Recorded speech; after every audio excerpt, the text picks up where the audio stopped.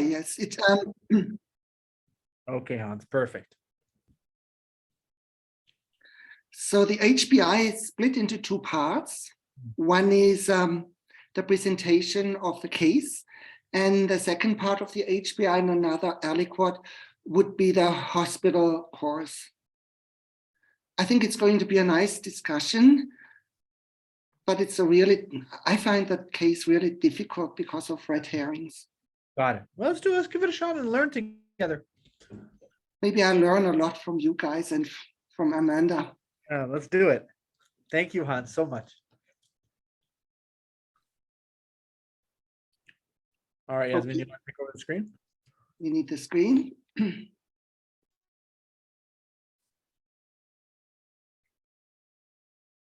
Why don't you kick us off, Hans? We'll just start talking. I have a 55-year-old African-American male who presents with difficulty swallowing, hoarseness, fatigue, and neck swelling. Oof. Oh, Hans, I think you're muted. A 55-year-old African-American male presents with difficulty swallowing, hoarseness, fatigue, and neck swelling.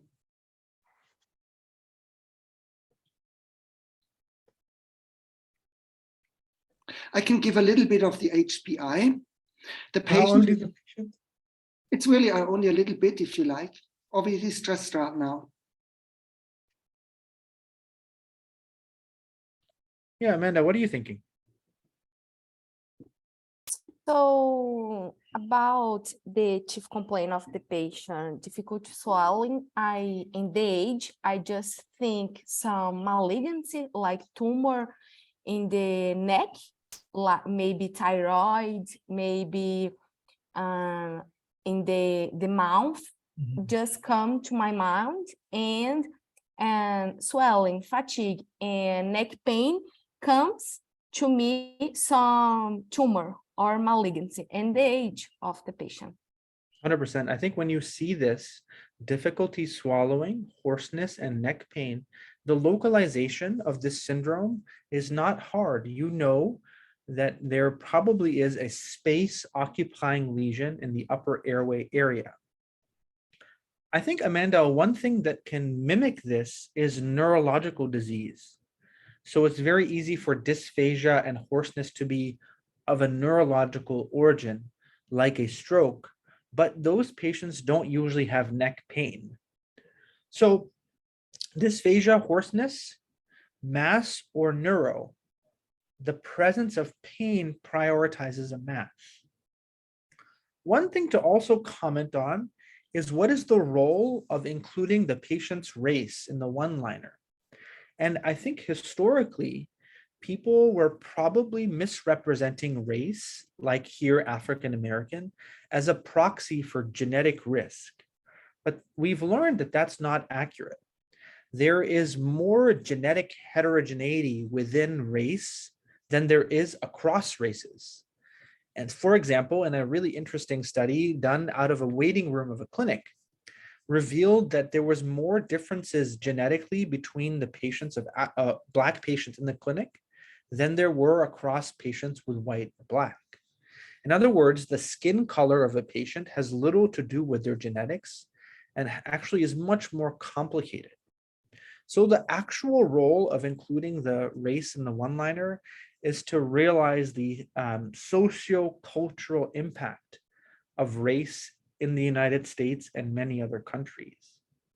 There are racial factors that correlate with socioeconomic status, racial factors that correlate with access to care, so on and so forth.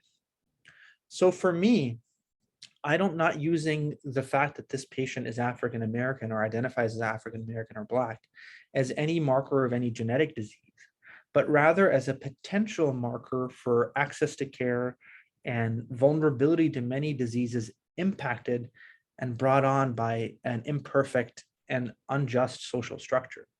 So that's the key analysis to maintain with this patient's race. And I agree with you, Amanda, that we're probably on the lookout for a mass in this area. All right, Hans, tell us more. Yes, the patient reports, that's the first part of the HPI, the above symptoms for 4 weeks. He admits to night sweats and a 20-pound weight loss. He denies muscle weakness at this stage.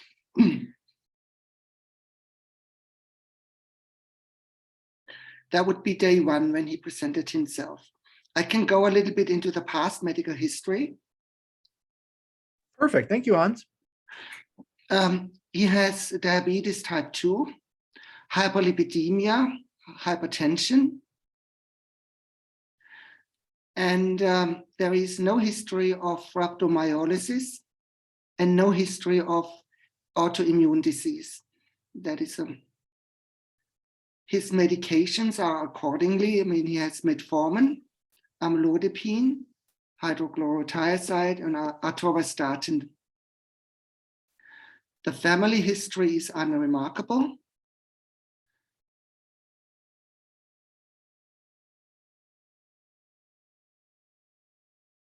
And his social history, he's an owner of a restaurant, he's married, and no tobacco, occasional glass of wine, and no illicit drugs. The next aliquot would be the physical exam, and probably the labs as well. Hans, since we started a little bit later than usual, do you mind just giving us that information? Is that okay? Yes, sure, certainly. We can go ahead because this is pretty much unremarkable and doesn't give rise to much of a discussion. Yeah, his vitals, I'm starting with the physical exam. They are within normal limit at that stage. So afebrile, normal heart rate, normal blood pressure, everything normal. The general appearance, a notably hoarse voice and difficulty clearing secretions. HEENT. The neck is swollen symmetrically, non-tender, without lymphadenopathy. Then cardio, pulmonary, and abdomen is very easy. It's unremarkable. And on day 1 of his hospital presentation, the PE, the extremities, I just wait until the scribe is, we have no lower extremity edema. Strength is 5/5, so normal strength throughout. He was able to stand and walk independently. And skin, no vasculitic changes, so they are normal as well.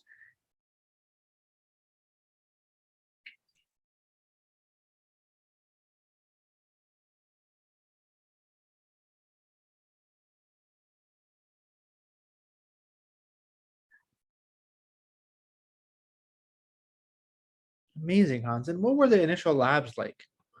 Yep, the initial labs on day 1, the white blood cell count was 9,100. Hemoglobin 14.6, so that is normal. Platelets 419, also normal.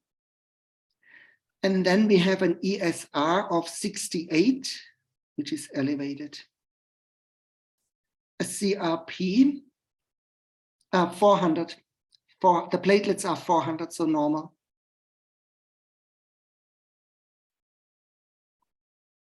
(419.19).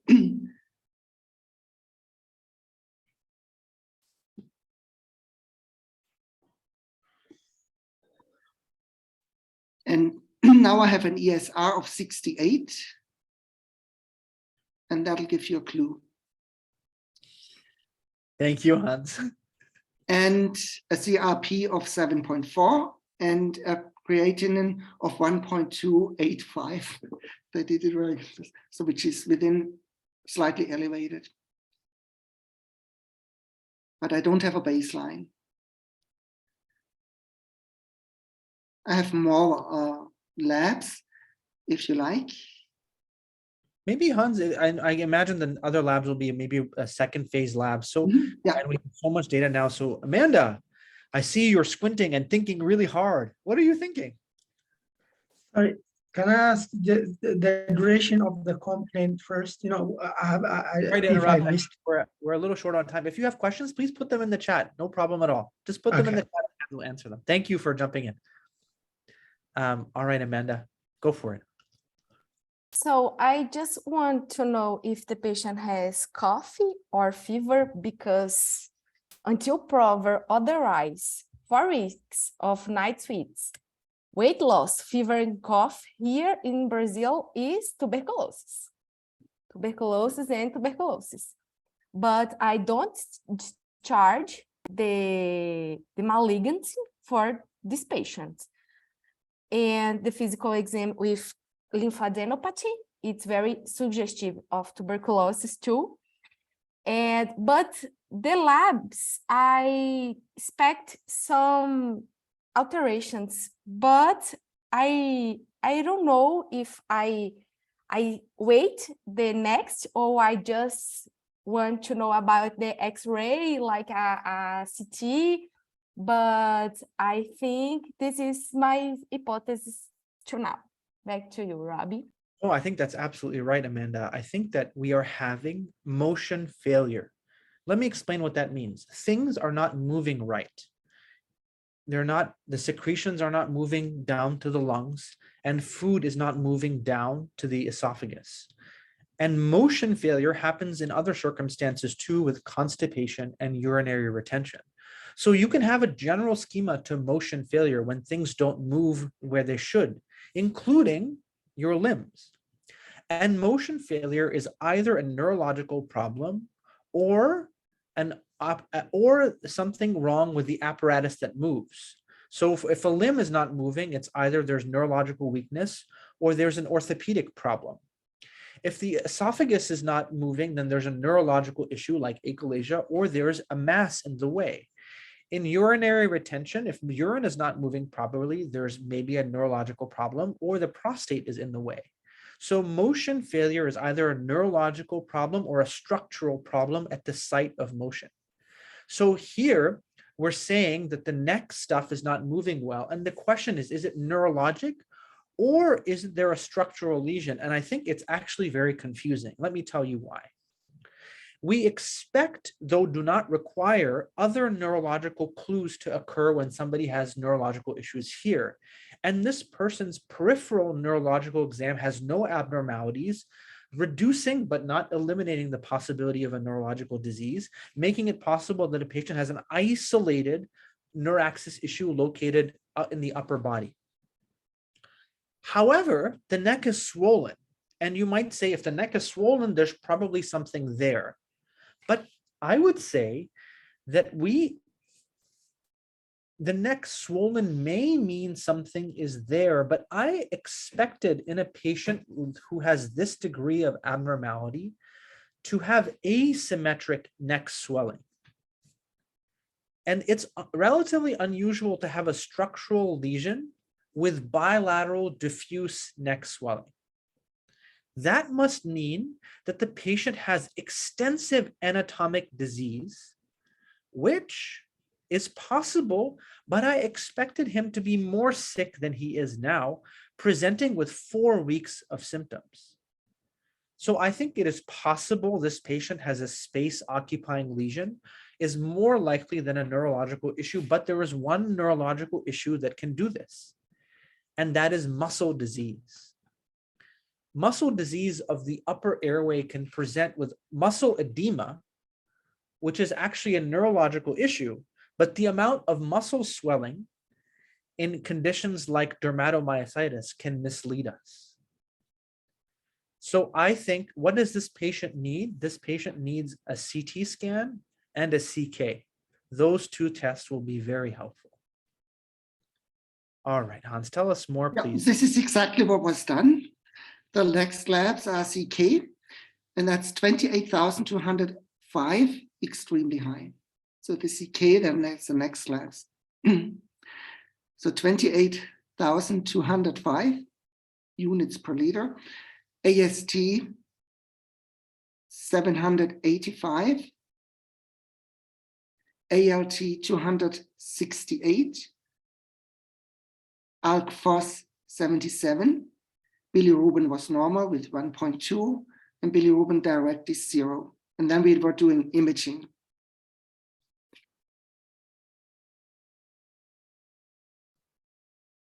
Amanda, CK 28,000. Ah, Now the problem is in the muscle, yes.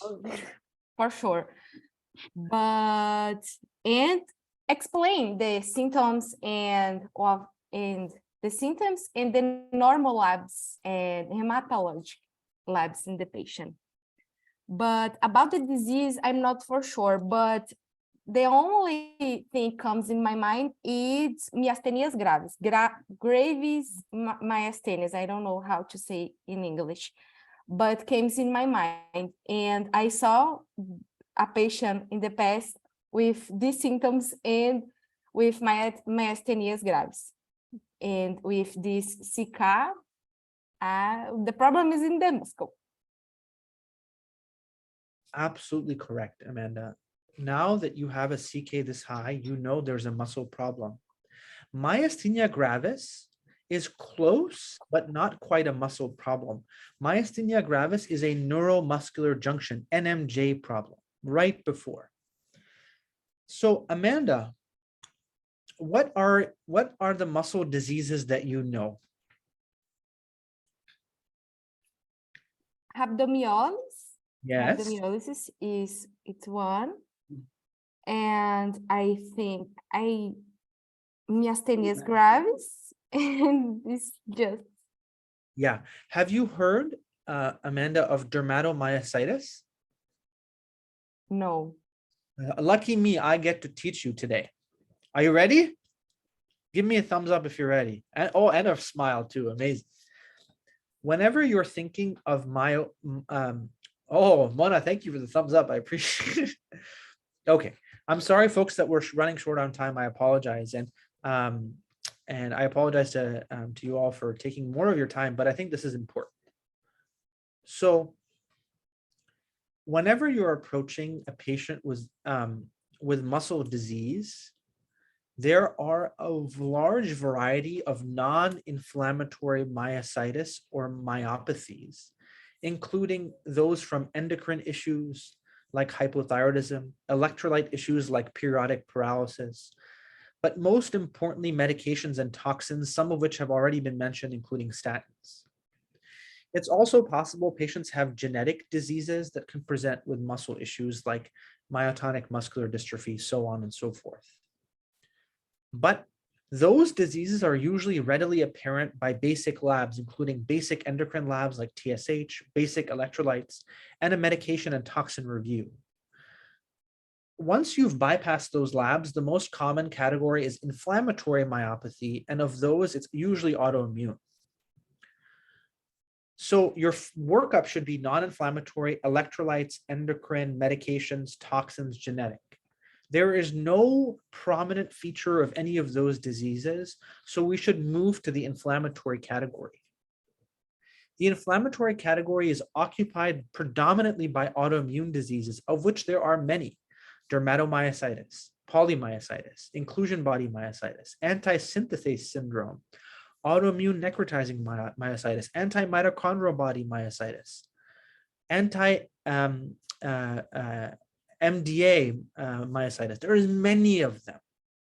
So what do we need to know as learners and general internists is that these conditions are heterogeneous, they're very complicated, but they all have unique distinguishing factors.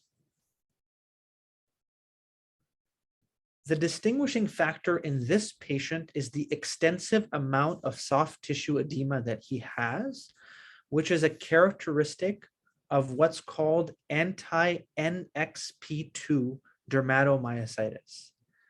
It is a very rare condition, but presents in this way. However, that's not the only consideration in this patient because he is on a statin and at risk for statin-induced autoimmune necrotizing myopathy, which presents with anti-HMG-CoA reductase antibodies. That latter diagnosis is supported by the height of the CK. Autoimmune necrotizing myopathy from statins tends to be associated with the highest CKs, but that condition is usually also associated with prominent weakness in the limbs. So for me, I'm very confident that this patient has an autoimmune myopathy. I think there are two bleeding possibilities, anti-NXP2 dermatomyositis, a condition characterized by facial swelling and edema and dysphagia, also characterized by soft tissue calcinosis.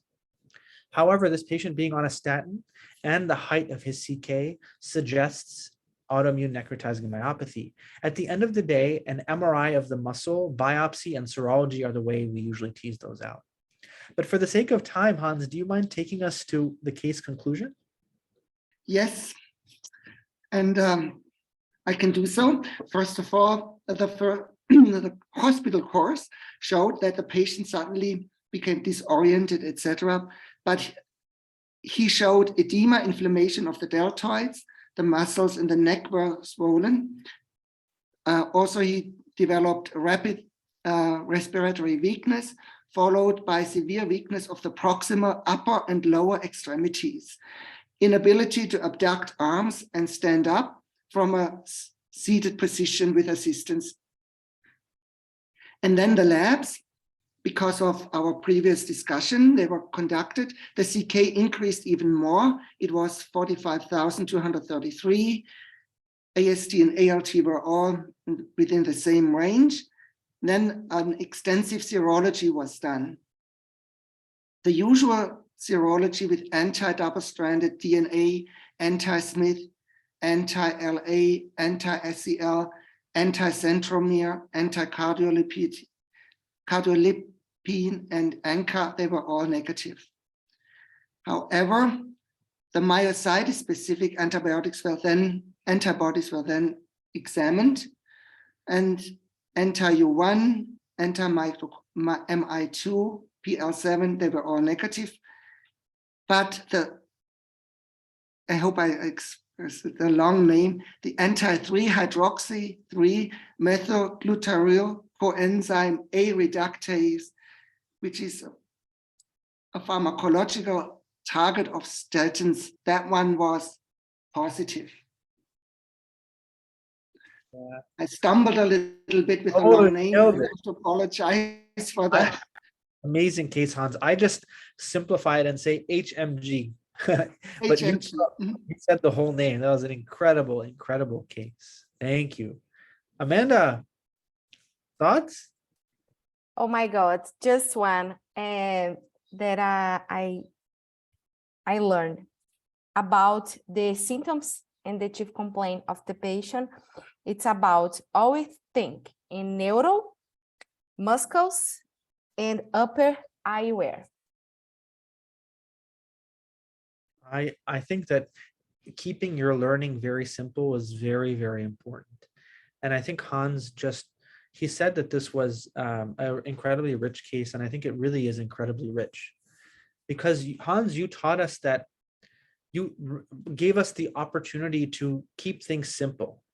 When things aren't moving right, either neurologic or structural.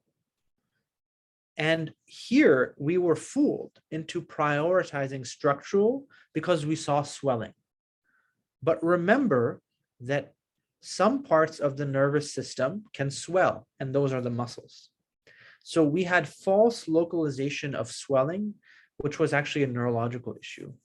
We would have gotten it if the patient had developed weakness in his limbs, but this goes to show you how the syndrome and the story can evolve. And so, Amanda, I think your prioritization of a neck problem immediately followed by thinking about nerve versus structural was very, very powerful.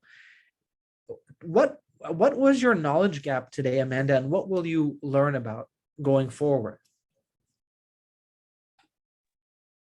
So I just learned from the myositis diagnosis, and it's the first time that I saw about this diagnosis, and very antibodies and that I learned. And I just think that muscle failure can reproduce in the super many areas in the body, you 100%. know? Sometimes you can have muscle failure not present as proximal weakness, but present as dysphagia and dysphonia. Absolutely right. Well, thank you all for being here. Thank you, Hans, for an incredible case. Thank you all for all the teaching and learning that you're doing in the chat. And we'll lean on Leah to take us through this journey again. Yes, I have the honor to summarize a bit. Thank you, Hans, again for presenting this case today. I think it was a great learning opportunity, and we started off by discussing what we can think of when we have a patient with dysphagia and hoarseness. And there we had these two categories: think of a mass or think of a neuro problem. And in this case, we had dysphagia, but you can take this and compare it to constipation or urinary retention. And then also have, for example, a mass lesion like the prostate in a BPH causing emotion failure, which could be the heading of these three categories, or a neuro issue that might cause urinary retention as well. And so always think of these two things. You can break it down simply into, is it a neuro issue or is it a structural issue? And then we discussed muscle diseases because this patient had an elevated CK, so we saw signs of tissue damage, of muscle tissue damage as well. And the broad categories you can think of there, is it an inflammatory cause of a muscle disease? So it might be something with the potassium, which is the case in periodic paralysis, or is it something with the TSH or the endocrine system that causes it? Medications and toxins are always to consider. And here it's actually interesting because we did have an inflammatory cause, which was medication and toxin induced, but it's an autoimmune disease that was induced by statins. So there are many, many subcategories, and it's helpful to know specifics to distinguish it. But here we actually ended up having a muscle disease, a statin-induced autoimmune myopathy. And yes, that was the final diagnosis of our case today. Thank you again for joining. And Amanda, again, it was so nice to hear you discuss for the first time today. Very proud of you all, Leah. Superb teaching points of a very complicated case. And Amanda, thank you again for jumping in and fearlessly discussing. And Hans, I'm so honored I finally got to discuss a case with you. I know you've presented to others before. It made me a little bit jealous, to be honest with you. But now I can say that I have discussed a case from Hans. It makes me very happy and proud. Thank you all. Hope to see you next time. Okay, bye.